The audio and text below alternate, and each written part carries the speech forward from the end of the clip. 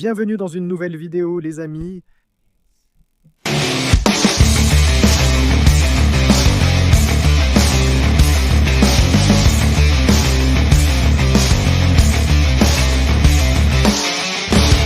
Comme vous pouvez le voir ici, je suis mort de rire parce que je suis un peu nerveux. Et c'est parce que c'est ma première vidéo. C'est ma première vidéo où tu apparais. Non mais sérieux? Oui monsieur. Et? Quel grand honneur, L'honneur est pour moi, frère ami. Dans cette vidéo, suite aux nombreuses demandes dans les commentaires, je vais vous apprendre à faire des cabalitos. Et c'est vraiment une des choses qu'on me demande, contrairement à avant où on me posait des questions du genre « Quelle assurance auto as-tu » Non, pas du tout. Non, exactement. Ça, c'est vraiment quelque chose qu'on nous a réellement demandé. Je veux dire, on me le demande très souvent et je pense que ça peut vous être utile. Ce qui est intéressant, est-ce que j'amène quelqu'un qui n'a jamais vraiment réussi à faire une roue arrière correctement. Il a aussi très envie de le faire. C'est une garantie, parce que... Oui, je veux vraiment faire ça. Est-ce dangereux d'ouvrir cette porte? Oui, oui, ça l'est. Tu me verras comme les Biker Boys de Miami se trémoussant? C'est l'idée, même moi je ne sais pas le faire ainsi. Mais le wheeling de base, ça je sais vraiment le faire. Et quoi de mieux que de te l'apprendre à toi et de l'apprendre aux gens. Donc... Oui, parce que ce serait trop facile pour le drifter. Enseigne, dis, efface et abonne-toi. Exactement. Alors, voici Chingon, parce que moi, sincèrement, je suis juste un gars qui roule en moto de façon correcte, tu vois, normal, bien, tu débutes. Et si moi, j'arrive à l'apprendre, aujourd'hui, c'est que si... Avec tes conseils, là, c'est possible, on peut y arriver. Mais si tu n'arrives pas à l'apprendre, ça veut aussi dire... Que c'est possible, exactement.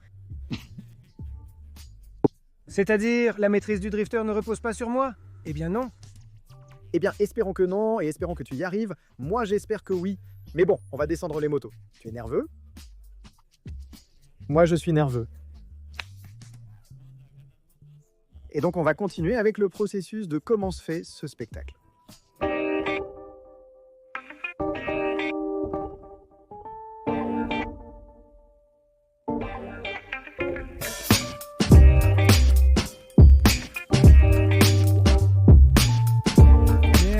Merci.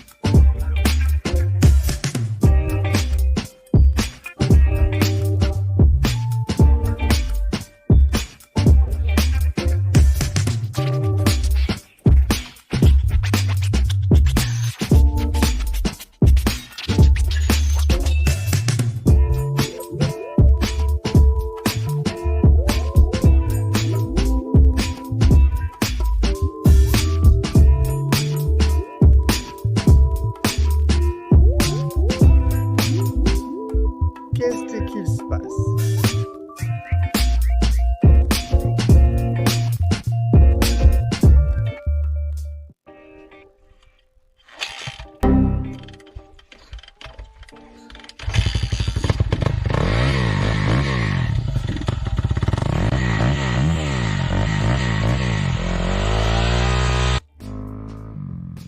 On ne le voit pas parce que c'est très loin, mais le narguilé chauffe déjà.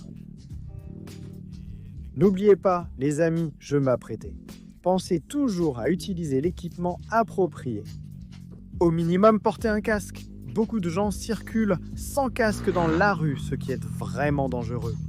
De plus, sans casque, tu n'as pas l'air cool, mais plutôt idiot. Alors, s'il vous plaît, surtout quand vous allez essayer de nouvelles choses, comme aujourd'hui, essayez d'avoir tout l'équipement sur vous. Nous l'avons déjà là. Il est déjà en train de s'entraîner, et maintenant nous allons vous expliquer la théorie de comment cela se fait. Évidemment, je vais donner quelques exemples un peu plus personnalisés. J'essaierai que ça marche pour Jukashido.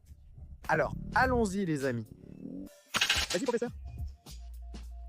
Passons à la théorie les amis. Le plus crucial est le contrôle de l'embrayage et du frein arrière. C'est par ce dernier que tu dois commencer à t'entraîner. Avant même de bien la lever, tu dois savoir qu'inconsciemment, tu vas actionner le frein en cas d'urgence. En partant en arrière, tu peux aller extrêmement loin. Le garde-boue peut toucher et en freinant, la moto se redresse. Donc le plus important, c'est vraiment d'apprendre ça. Apprendre que quoi qu'il arrive. Tout d'abord, appuie sur le frein. Si tu appuies trop fort, la voiture descendra brusquement et tu pourrais même, comme avancer. Mais c'est bien mieux que de lâcher la moto ou de partir en arrière. Ou sûrement tu as vu des milliers de vidéos de gens qui partent en arrière. Et c'est justement parce qu'ils n'ont pas le pied sur le frein, donc le principal, c'est d'avoir le pied sur le frein pour les urgences. Et l'embrayage sert à contrôler si la moto recule trop. Et si tu appuies sur l'embrayage, la moto se neutralise, alors elle se redresse. Donc tu vas contrôler ça avec l'embrayage, en théorie, ou C'est un jeu combinant embrayage, frein et accélérateur. le frein est réservé aux urgences, tu ne l'utilises pas normalement. Mais quoi qu'il arrive, la première chose à faire est d'appuyer sur le frein. D'accord. Donc si tu vois que quelque chose te coupe la route, bouge ou quoi que ce soit, la première chose à faire, c'est d'appuyer sur le frein. Donc c'est une urgence. Mais c'est le plus important, parce que c'est la différence entre avoir un accident grave ou non. La dernière ressource, mais c'est la barrière. Tu dois en être très consciente, tu dois t'entraîner à l'appliquer. Tu le soulèves et tu freines, tu le soulèves et tu freines, pour que ça devienne instantané, parce que si tu te dis « Merde, maintenant je devais freiner pour… Ne pas le faire non plus. Il ne s'agit pas seulement de calculer le coup d'embrayage, mais aussi de freiner après être allé trop loin, pour trouver le bon point tout en sachant reprendre. » En théorie, ce que tu dis, ça t'arrive. Si tu la redresses, c'est avec l'embrayage, parce que l'embrayage la ramène, mais il ne la ramène pas brusquement, d'un coup, et puis le frein la stabilise. Alors avec l'embrayage, moi tu contrôles que si tu pars en arrière, tu embrayes et ça descend, et tu repars en arrière et tu embrayes et ça descend. Donc tu contrôles l'accélérateur avec l'embrayage. C'est lorsque la moto est déjà en hauteur pour la soulever. C'est bien plus facile sur une moto de cross que sur une moto de route, car elle est plus légère et les motos de route sont davantage inclinées. Sur une moto de cross, on se penche en avant et lâche l'embrayage brusquement. Sur une moto de route, on se penche en arrière. Putain, ça fait flipper, mec. Sur une moto de route, comme le centre de gravité était plus bas, tu dois faire ça de façon beaucoup plus brusque parce que tu dois la soulever, pas d'ici, tu dois la soulever d'ici, tu dois appuyer plus fort. Normalement, tu dois même freiner avec l'avant pour que la suspension s'enfonce et te donne de l'élan. Et quand elle remonte, tu l'accompagnes. Mais sur la moto de cross, je ne pense pas que tu en aies besoin. Donc pas besoin de s'en préoccuper pour l'instant. Le principal, Attends, moi je n'étais pas en train d'enregistrer ce truc. pour l'instant, l'essentiel est d'avancer lentement. En première ou en seconde ? Première, tout de suite. Nous allons le faire en première, parce que ce que tu veux apprendre, c'est à la soulever. Et en première, tu vas la soulever. C'est plus facile. Les cabrés. Quand tu vas plus vite, tu as beaucoup plus d'équilibre. Donc en théorie, le faire plus vite est plus facile, mais c'est plus dangereux. J'aimerais que tu apprennes toi à le faire un peu plus lentement, même si c'est juste la soulever. Et la baisser, la soulever et la baisser. Comme ça, tu sauras déjà à quel moment tu trouves ton point d'équilibre. Donc là, on va le faire en première. Moi, je ne sais pas comment est ta boîte de vitesse, mais sinon, en seconde, c'est première ou seconde. Bien sûr. Alors, ce qu'on va faire, c'est que tu avances, tu relâches l'embrayage et tu essaies de la soulever. Maintenant, comme au ski, beaucoup de gens gardent le guidon comme ça, et c'est la pire erreur. Tu dois toujours rester bien droit parce que le point d'équilibre se répartit dans le triangle, dans un triangle. Au lieu d'être comme ça, sur une ligne,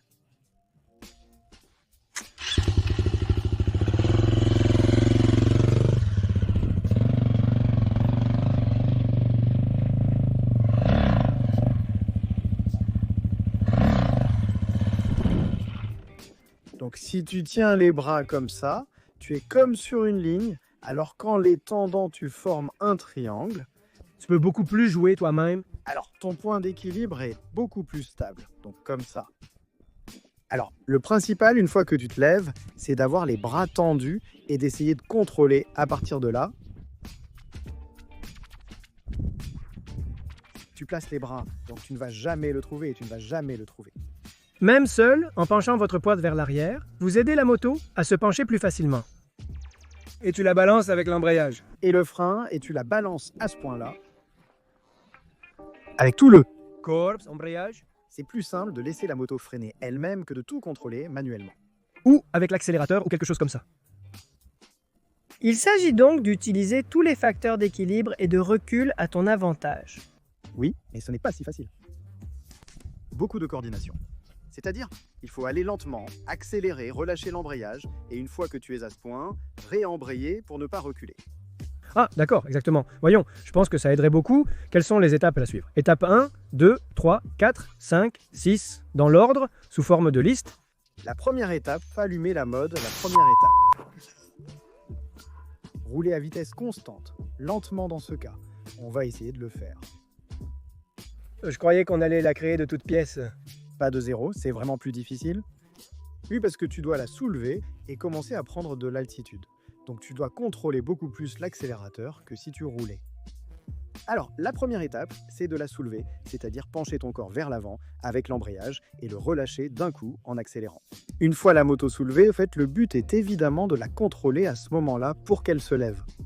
Mais ce n'est pas si simple, car pour l'instant, tu ignores où se situe le point d'équilibre. Alors, si tu vois que tu commences à partir en arrière, la première chose à faire, c'est d'appuyer sur le frein. Merde, c'est facile?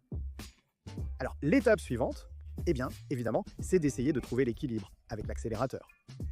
Au final, c'est très courant, on dit que tu l'endors. La moto, tu la mets à un point où tout est stable et tu contrôles l'accélérateur. En théorie, tu peux y aller seul, il suffit d'accélérer un peu plus pour qu'elle se lève davantage. C'est un jeu très. Une fois le point exact trouvé, c'est d'une grande précision. L'astuce est donc de le localiser. De quoi Juka va-t-il avoir besoin maintenant? Bon, eh bien, allons-y. Je suis fatigué, hein? Il n'y a pas de condition, alors? Laquelle est-ce? Je suis prêt pour l'examen. Allez-y. Qu'est-ce qui est le plus important dans le cabalito? Le plus important pour la roue arrière, c'est définitivement le frein arrière. D'accord, on est prêt. C'est parti.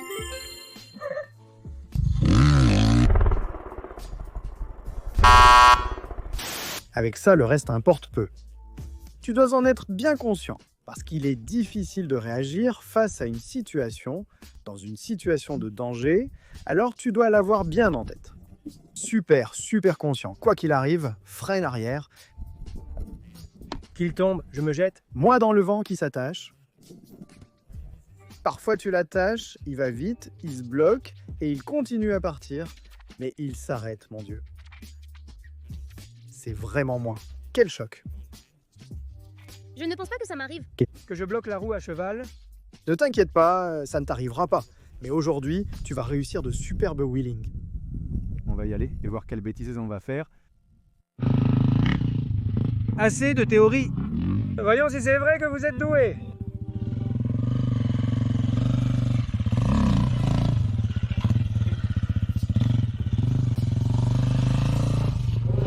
C'est-à-dire?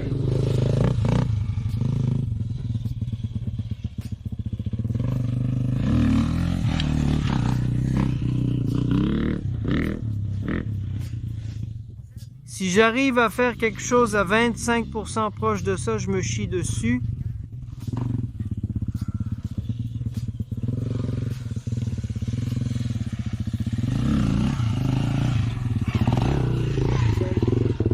Je freine à fond. Je pensais que tu allais te planter. Tu déconnes.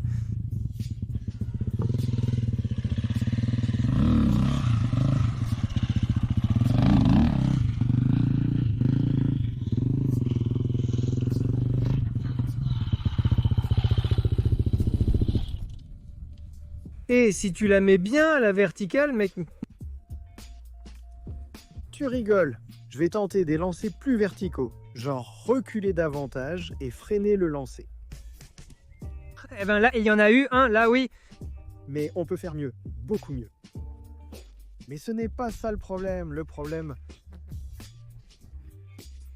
c'est que, enfin là, dans celui-là, j'ai essayé de le faire le plus lentement possible pour que tous les mouvements que j'ai faits soient vraiment visibles. Enfin, j'ai vraiment exagéré. En fait, dans le premier, j'ai freiné de l'avant en soulevant beaucoup la moto. Donc pour que vous le voyiez dans la vidéo, vous n'allez pas pouvoir le voir, mais c'est pour que vous compreniez un peu les principes du wheeling. C'est une bonne question, professeur. À quel point accélérez-vous? C'est une question de ressenti. Tu lâches brusquement l'embrayage. Le truc, c'est que tu n'accélères pas tant que ça, mais tout est très brusque. Tu as vu que je n'ai pas du tout monté dans les tours. Ce n'est pas comme ça, parce que là, oui, ça te lâche. Et avec le frein, peu importe ce que tu fasses, tu tombes. C'est beaucoup tout ça, mais c'est brusque, c'est comme si tu lâchais tout d'un coup. Et l'embrayage, on le relâche comme ça? Pas comme ça, car tu lâches la main, mais oui avec un doigt. C'est avec un doigt? Oui, si tu lâches la main et que tu la lèves, ton bras va partir. Et ensuite, tu touches en bas et tu fais comme ça.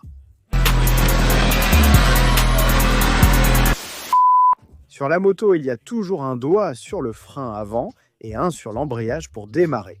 Bien sûr, tu peux en utiliser plus, mais tu dois toujours en avoir au moins un. Les gens, les nouveaux pilotes, utilisent ça de façon très étrange. Moi, ça ne me convient pas, mais moi, j'utilise ça. Essaye. Pour insérer, utilise les deux. Mais si tu fais un chevalet, enlève un doigt. Parce que oui, tu dois avoir, dès que tu lâches l'embrayage, toute l'adhérence. Mec, ouais. Je crois que comme ça, tu le plaçais au centre. Eh bien, c'est possible, mec. C'est comme ça que les nouveaux pros l'utilisent. Je veux dire, les jeunes pros utilisent leurs doigts comme ça. Je n'ai pas pu, mec. Je ne suis ni jeune ni pro, mais je suis nouveau. Tu es nouveau? Je suis nouveau. Alors, habitue-toi à utiliser ce doigt, mec, parce que ça sert aussi. Ça sert aussi à tenir le guidon avec celui-ci, comme le... Roxanne. Roxane, oui. Roxanne? Roxane, c'était la bonne. Ça aurait été bien que... Qu'elle démarre. Là, elle va démarrer normalement. Elle démarre à la deuxième. Ici, rien ne sera édité. C'est aussi important que vous le sachiez. C'est le parcours réel d'un apprenti.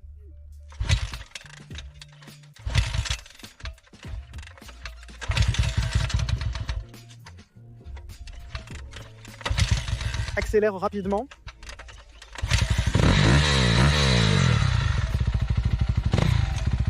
C'est ça, Ken. Non, attends, mec, non. T'as essayé de le faire, déconne pas. Enfin, oui, mais non. Non, mec. Le principal, c'est d'avoir les deux pieds sur la moto et les mains bien placées, tout bien posé. T'as les pieds en bas et si elle se lève, bah tu vas la perdre. Bien sûr. Alors. Bon point. Non, bah oui, mec, essaye de le faire un peu plus vite, mec. Avec tout, bien stable, et c'est très important. Si tu ne te sens pas à l'aise, n'essaie pas. Fais-le toujours. C'est ça.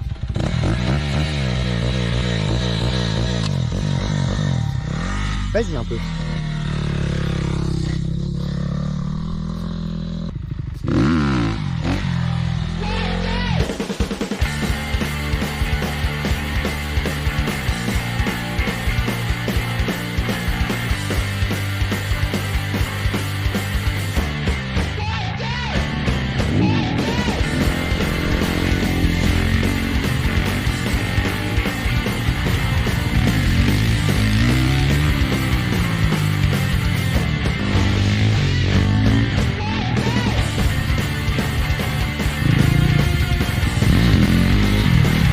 C'est là.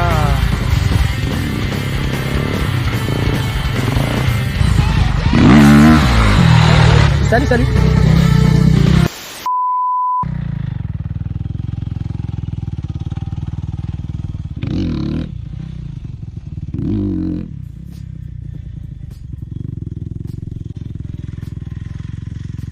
Et celui-là était très bien, c'est comme ça qu'il faut se lever.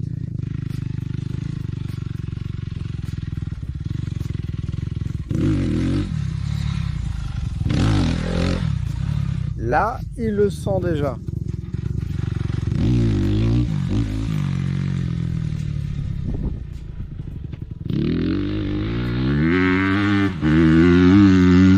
Dans le dernier, c'était un bon cabalito, mais tu gardais toujours les bras repliés. Alors tu n'arriveras jamais à trouver l'équilibre avec les bras repliés, n'est-ce pas, Mais là, il l'a déjà très bien soulevé.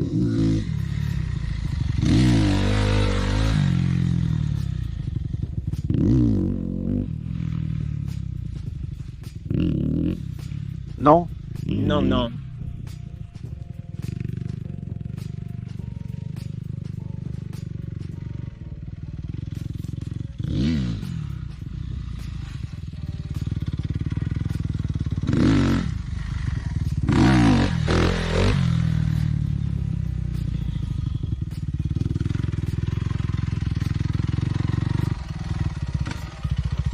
Jusqu'à présent, on pourrait dire que j'ai un peu réussi ou pas?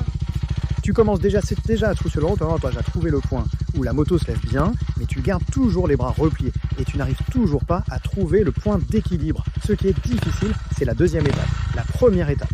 Tu le fais déjà bien ou... En tant qu'élève, comment vais-je procéder? Bien, Tu es très bien, il te manque beaucoup d'heures. Oui, mais tu progresses bien. Je pense que tu la soulèves définitivement comme il faut, parfois oui et parfois non, mais tu commences déjà à comprendre comment c'est. Juste quand je le fais bien, Quand tu le fais bien, je sais que tu le sens. Le point du frein nous pose encore problème, mais je ne vais pas insister. Quand tu la relèves trop, tu te relâches complètement, mec. Tu te dis juste un peu plus et tu la lâches. Oui, monsieur. C'est vraiment très important, surtout si tu es sur le bitume. Et là, le plus important, c'est le frein, parce que si tu lâches la moto, tu te prends une sacrée gamelle. franchement, tu t'exerces vraiment à ça? Et si ça ne fonctionnait pas comme prévu? Enfin bon. C'est crucial de procéder ainsi, sinon à un moment donné, ça va m'échapper et partir sans que je le veuille. Je n'ai pas freiné la moto. N'en doute pas, c'est exact. Alors, ne pratiquez pas ça dans la rue, c'est-à-dire même pour acheter une selle 25 et commencer à essayer. Oui, l'idéal, peu importe la moto que tu as, c'est de le faire dans un environnement contrôlé et sur un seul meuble. C'est ça l'idéal. Ce que tu fais est idéal.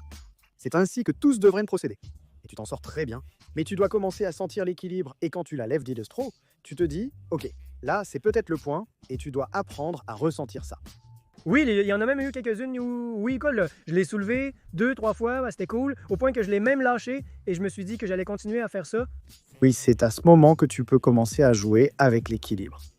Ma tête me dit déjà de continuer comme un cheval. C'est tout, voilà. Lève-toi et tais-toi, ça aussi. C'est pour cette raison que je répète inlassablement les mêmes gestes, afin que le corps enregistre la sensation. Exactement, c'est ça le principal. Dans l'eau, tu te jettes d'abord maladroitement jusqu'à gagner en confiance et t'améliorer. Exactement. Alors il faut le faire 100 fois. 100 fois. À moitié, se lever soudainement, non?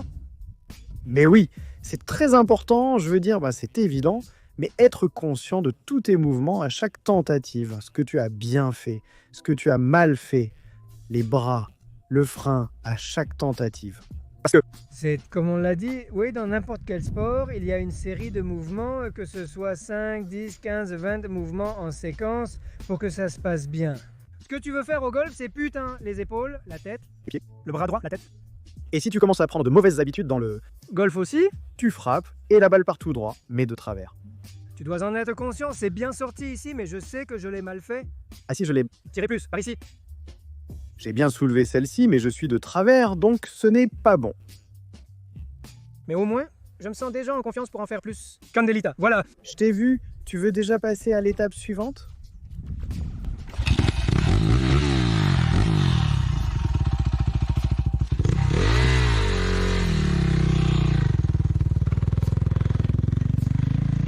Merci.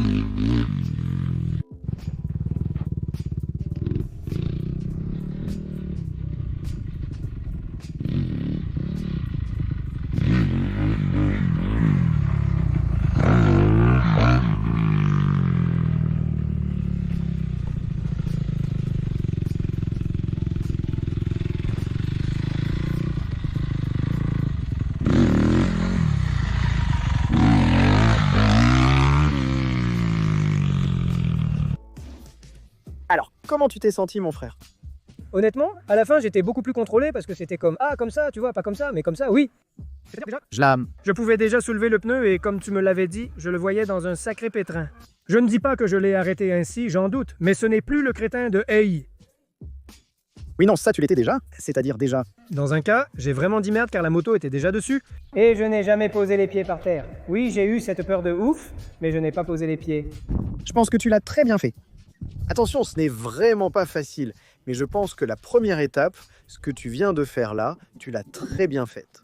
C'est-à-dire, tu arrives déjà à la soulever à 10, tu la soulèves bien, une 6, mais la moitié, mais tu la soulèves déjà correctement. L'étape suivante est définitivement de surmonter cette peur, car tu la soulèves déjà bien et tu la relâches. Et je pense que c'est très normal. Mec, tu vois, justement, tu ne sais pas jusqu'à quel point tu dois commencer à l'emmener. Non, et Je vais te dire un truc vraiment fort, mec. Je sens que je pourrais continuer. je te jure, oui, parce que tu la mets à un point où ça pourrait se stabiliser, genre tu la soulèves au point où tu dois la soulever. Je le sens, genre oui, je sens que ah, même pas besoin d'en donner plus, juste ne pas lâcher.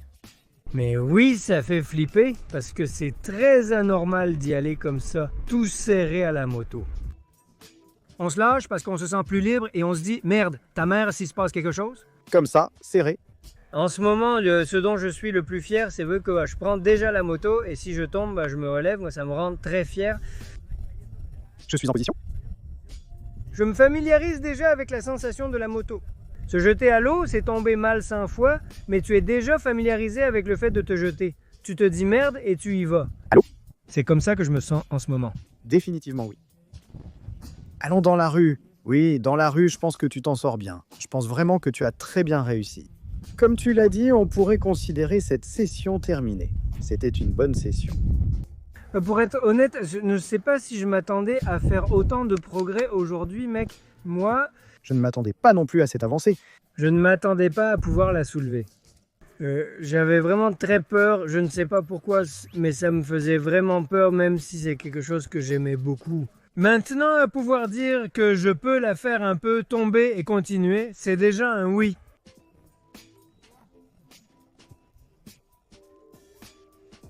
T'es fatigué? Oui mec, c'est que tu l'as fait un nombre incalculable de fois. Genre 2 heures de boum boum. Que les gens ne disent pas. Là, il y a du grind. Il y a du grind pur. J'ai mal au dos à force d'essayer de te le dire comme ça, mec. Je me suis même tordu. Tous les deux, genre tu vas dormir comme... Des bébés ou comme ça? Je suis là, putain. Oui, monsieur. Eh bien, mes frères, c'est tout pour la vidéo. J'espère que cela vous a été utile. Je vais m'assurer que mon frère ait de bons chevaux. Je pense que c'était définitivement une excellente journée. 100%. Je pense que tu as franchi une étape importante. Au minimum, il faut sortir les pattes, mais car tu aurais pu partir plusieurs fois. C'est-à-dire, oui, il y en a eu plusieurs qui vont apparaître dans la vidéo. On voit bien qu'il freine. Et pour moi, c'est ça le plus important, parce qu'à n'importe quel moment de difficulté, il va freiner. Et c'est ce qu'il faut faire. J'espère que ça vous a plu et que...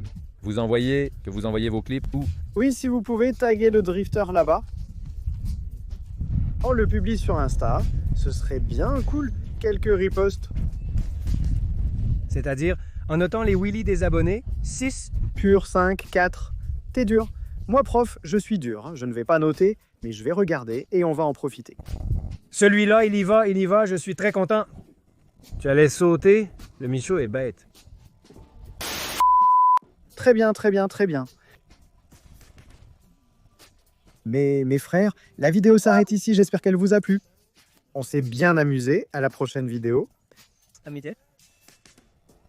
Ouf, celui-là, c'est bon, mec, ce clip est vraiment bien.